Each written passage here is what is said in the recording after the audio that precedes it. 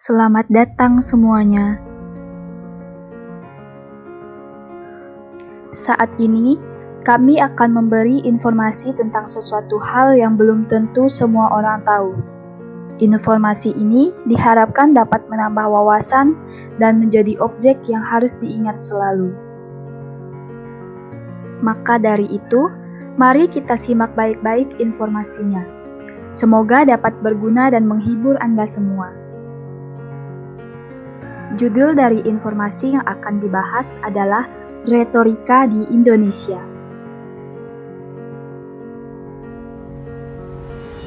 Kelompok kami terdiri atas Yuda Kusuma dan Martea Paskaria Elsapani. Sebelum ke bagian retorika di Indonesia, mari kita pahami apa itu retorika dan retorika di masa-masa awal. Pengertian retorika dan sejarah perkembangannya.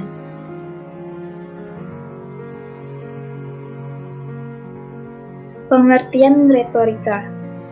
Retorika berasal dari bahasa Inggris rhetoric yang artinya ilmu berbicara, yang dalam perkembangannya berarti seni berbicara di hadapan umum atau ucapan untuk menciptakan kesan yang diinginkan.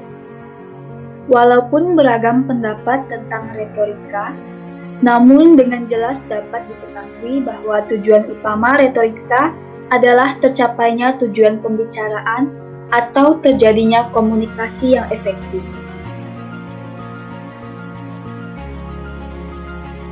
Bersumber dari perkataan Latin, retorika yang berarti ilmu bicara, Clint Brock dan Robert Penn Warren dalam bukunya Modern Rhetoric mendefinisikan retorika sebagai the art of using language effectively atau seni penggunaan bahasa secara efektif. Kedua pengertian tersebut menunjukkan bahwa retorika mempunyai pengertian sempit mengenai bicara dan pengertian luas meliputi penggunaan bahasa, bisa lisan dapat juga tulisan. Oleh karena itu, sementara orang yang mengartikan retorika sebagai public speaking atau pidato di depan umum, banyak juga yang beranggapan bahwa retorika tidak hanya berarti pidato di depan umum, tetapi juga termasuk seni berbicara disebut retorika. Retorika adalah seni persuasi, suatu uraian yang harus singkat, jelas, dan meyakinkan, dengan keindahan bahasa yang disusun untuk hal-hal yang bersifat memperbaiki, memerintah, mendorong, dan mempertahankan. Objek studi retorika setua kehidupan manusia. Kefasihan bicara mungkin pertama kali dipertunjukkan dalam upacara adat, kelahiran, kematian, lamaran, perkawinan, dan sebagainya. Pidato disampaikan oleh orang yang mempunyai status tinggi. Dalam perkembangan peradaban, pidato melingkupi bidang yang lebih luas. Sistematis retorika yang pertama diletakkan oleh orang Syracuse, sebuah koloni Yunani di Pulau Sisilia. Ada 3 zaman perkembangan retorika, yaitu zaman Romawi, zaman pertengahan, dan zaman modern. Beberapa tokoh retorika mutakhir diantaranya adalah James Awenance dan Charles Henry Woolbert, William Norwood Brigance, dan Alan H. Monroe.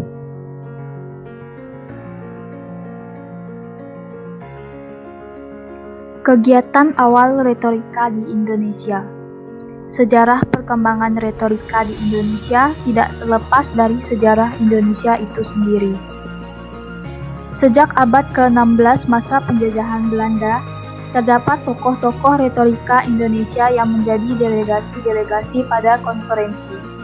Sebagai wakil Indonesia, tentu saja delegasi itu memiliki kemampuan berunding. Disitulah ilmu retorika terpakai.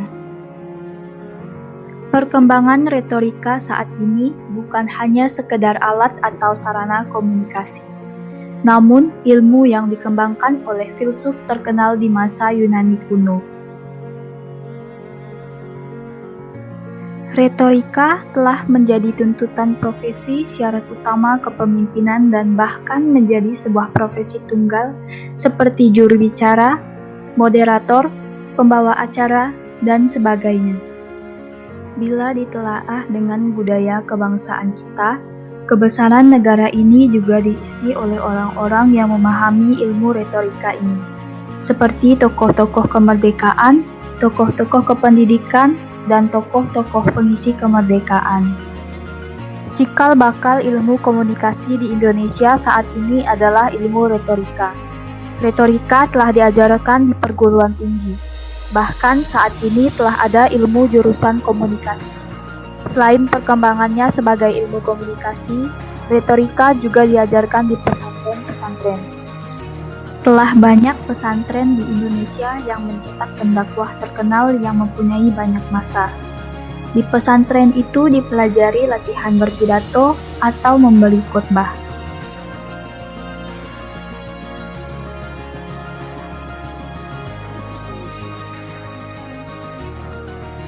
Insinyur Soekarno.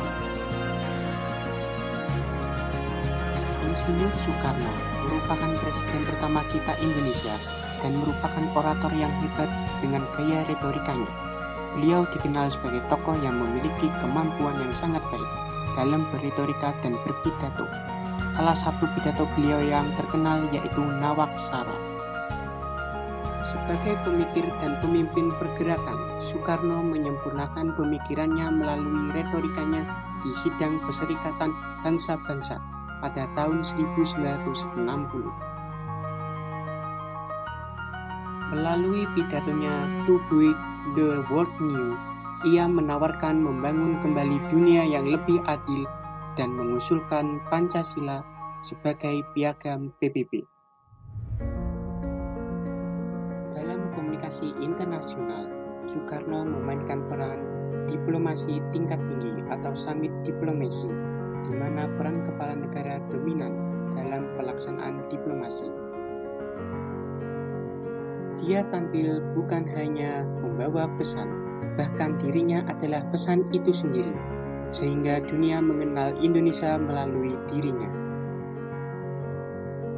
Soekarno kemudian tampil sebagai komunikator yang berpengaruh dan tampil terdepan mewakili negara Asia Afrika.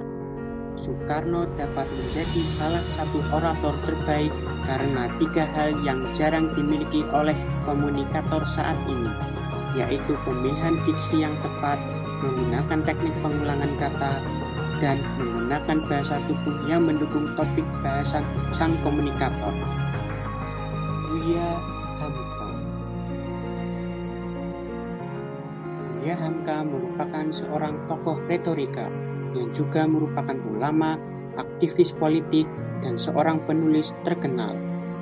Sebagaimana kelak Soekarno, murid lain Cokro Aminoto belajar retorika dan menguasai masa di atas mimbar. Demikian pula Hamka. Tidak semata di kelas, ia juga ikuti mimbar demi mimbar, tak kalah tokoh syarikat Islam berpidato menggerakkan massa. Semasa tinggal bersama iparnya di Pekalongan, Hamka tak sekedar menghadiri isi pidato gurunya, tapi juga merapat dan berbincang-bincang.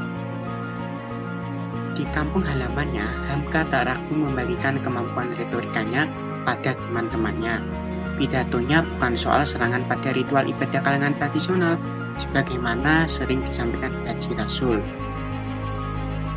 Hamka banyak mengulas soal politik, serupa dengan pidato anak-anak didik ayahnya yang komunis. Akan tetapi, Hamka bukan sedang mempropagandakan komunis. Haji Agus Salim.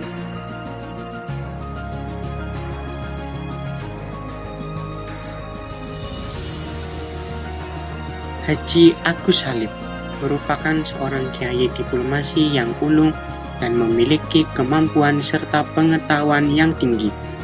Salah satu keistimewaannya adalah kemampuan mengerti dan mempergunakan berbagai bahasa asing. Dengan tekun, Agus Salim mempelajari dan memperdalam pengetahuan dalam bahasa asing. secara aktif seperti dapat berbahasa Belanda, Inggris, Jerman, Perancis, Jepang, Arab, Turki, di samping bahasa-bahasa daerah seperti bahasa Jawa, Sunda, dan lain. Baginya mudah untuk berbicara dengan menggunakan berbagai bahasa dalam waktu yang sama. Selain itu, tradisi Minangkabau yang terkenal dengan petatah petitinya menjadi alat pembentuk kepribadian Haji Agus Salim.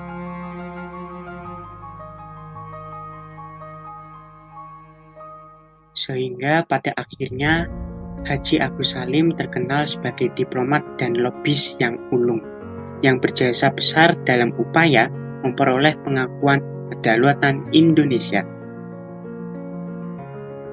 Sutomo atau Bung Tomo. Sutomo atau yang lebih dikenal dengan sapaan akrab oleh rakyat sebagai Bung Tomo adalah pahlawan yang terkenal karena peranannya dalam membangkitkan semangat rakyat untuk melawan kembalinya penjajah Belanda melalui Tentara Nica yang berakhir dengan pertempuran 10 November 1945 yang hingga kini diperingati sebagai Hari Pahlawan. Pada pertempuran 10 November, Bung Tomo memberikan pidatonya yang dapat membakar semangat warga Surabaya untuk melawan penjajah. Sutomo dikenal karena seruan-seruan pembukaannya dalam siaran radio yang berapi-api di tahun 1970.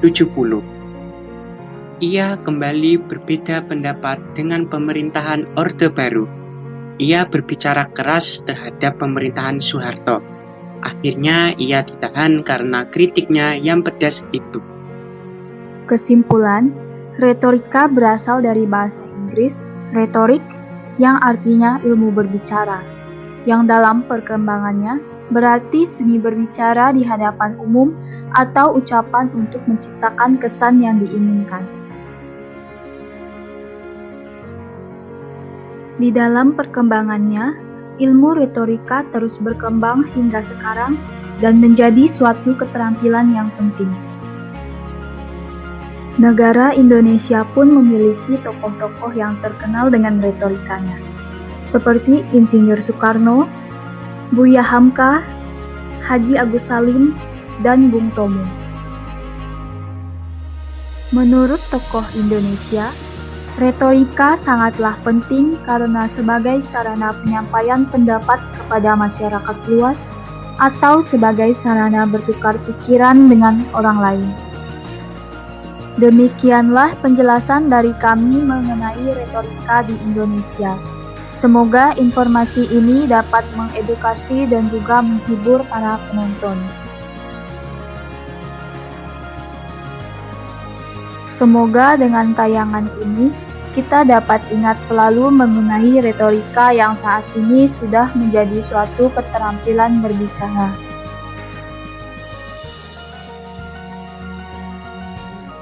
Akhir kata dari kami, terima kasih dan sampai jumpa.